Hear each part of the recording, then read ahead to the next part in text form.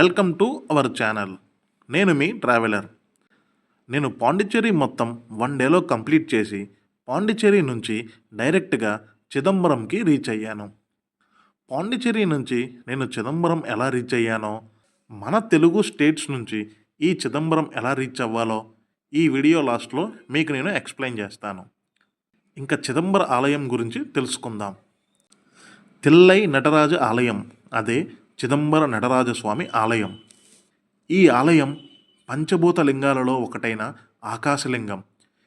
ఈ ఆలయ నిర్మాణానికి మానవ శరీర ధర్మానికి ఉన్న సంబంధం ఏంటి? దశావతారం సినిమాలో చూపించినట్టు అప్పటి రాజులు సముద్రంలో పడేసిన విష్ణుమూర్తి విగ్రహం ఈ ఆలయంలోనిదేనా? అసలు చిదంబర రహస్యం అంటే ఏంటి? ఈ ఆలయంలో శివుడు లింగ రూపంలో కాకుండా నాట్యం చేస్తున్న నటరాజస్వామిగా ఎందుకు దర్శనమిస్తున్నాడు? వీటన్నిటిని నేను ఈ వీడియోలో ఎక్స్ప్లెయిన్ చేస్తాను. ముందుగా ఈ ఆలయంలో శివుడు లింగ రూపంలో కాకుండా నాట్యం చేస్తున్న నటరాజస్వామిగా ఎందుకు దర్శనమిస్తున్నాడు? పూర్వకాలంలో మునులకు వచ్చిన వరాల కారణంగా దేవుడి కంటే మేమే గొప్ప అని విర్రవీగుతుంటే ఆ వెర్రితనాన్ని రూపుమాపటానికి శ్రీ మహావిష్ణువు అందమైన మోహిని రూపంలో, పరమశివుడు యువబ్రాహ్మణుడి రూపంలో తిల్లై వనంలోకి వచ్చారు.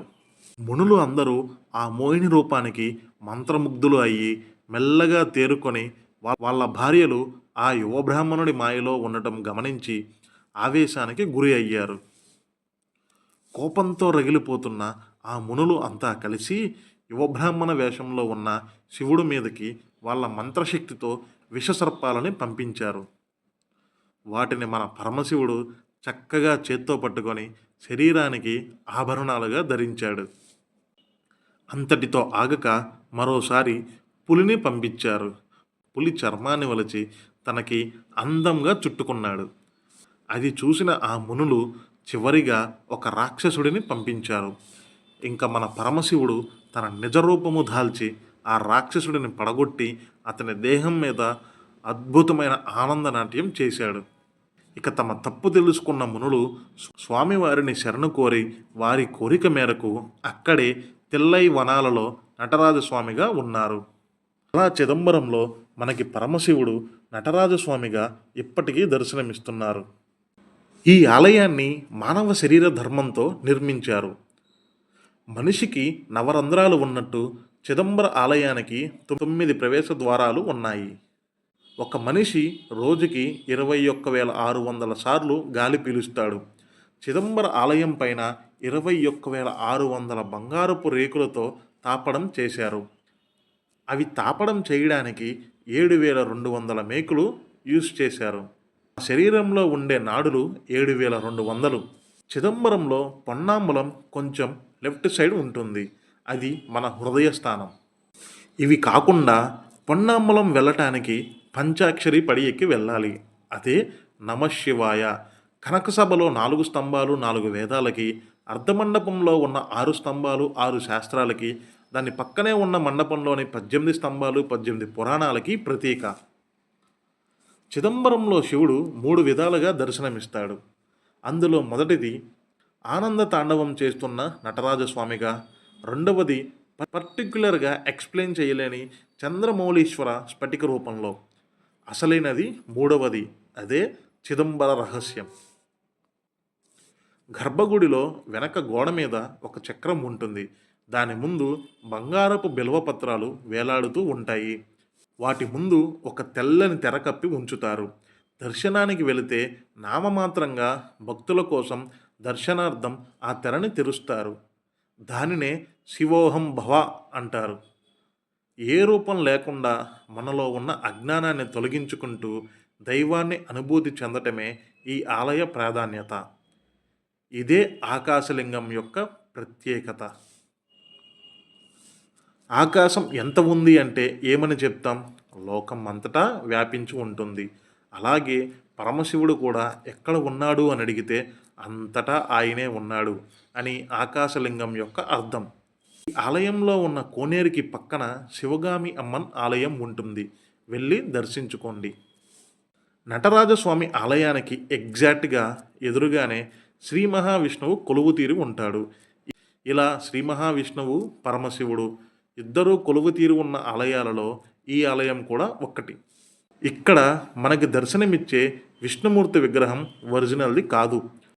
పూర్వంలో చిదంబరంని పరిపాలించిన శివభక్తుడైన ఒక రాజు విష్ణుమూర్తి విగ్రహం ఇక్కడ ఉండటం ఏంటి అని సముద్రంలో కలిపేశాడు. మనం ఆ సీన్ని దశావతారం సినిమాలో చూసే ఉంటాం. మూవీలో చూపించినట్టు అలా జరిగిన సీన్ అయితే కాదు. అలా సముద్రంలో కలిపేసిన విగ్రహం మాత్రం ఈ చిదంబరంలోని విష్ణుమూర్తి విగ్రహమే. అసలు ఈ నటరాజస్వామి ఆలయంలో శ్రీ మహావిష్ణు విగ్రహం ఎలా వెలిసింది? పూర్వం శివపార్వతులకి నాట్యం ఎవరు బాగా చేస్తారు అని వచ్చిన చిన్న గొడవ కారణంగా జడ్జిమెంట్ కోసం శ్రీ మహావిష్ణువుని పెడతారు. రోజులు గడుస్తున్నా సరే ఇద్దరూ సరిసమానంగా నాట్యం చేస్తారు. ఇంకా పరమశివుడు తన చెవిపోగిని కింద పడేసి తన కాలితో తీసి మళ్ళీ తన చెవికి అమర్చుకుంటాడు. ఒక స్త్రీగా తను ఆ భంగిమ చెయ్యలేక అమ్మవారు వాటమని ఒప్పుకుంటారు. కానీ ఇరువురు నాట్యంలో సరిసమానమే. ఇంకా అమ్మవారు కోపంతో రగిలిపోతూ అక్కడే ఉగ్రకాళిగా కొలువయ్యింది. చిదంబర ఆలయానికి 1.5 కిలోమీటర్ల దూరంలో కాళీ అమ్మన్ ఆలయం ఉంది. వెళ్ళి దర్శించుకోండి. నడవగలను అనుకుంటే సరదాగా నడుచుకుంటూ వెళ్ళొచ్చు. లేదు అనుకుంటే ఆటో వాళ్ళు 100 రూపాయలు ఛార్జ్ చేస్తారు. కాళీ అమ్మన్ ఆలయాన్ని కూడా దర్శించుకొని నేను అక్కడ ఉన్న ఒక లోకల్ పర్సన్ని లిఫ్ట్ అడిగి చిదంబరం బస్టాండ్కి చేరుకున్నాను. చిదంబరం బస్టాండ్లో టిఫిన్ చేసి అక్కడి నుంచి పిచ్చావరం మ్యాంగ్రూవ్ ఫారెస్ట్ని విజిట్ చేయడానికి బస్ కోసం వెయిట్ చేశాను.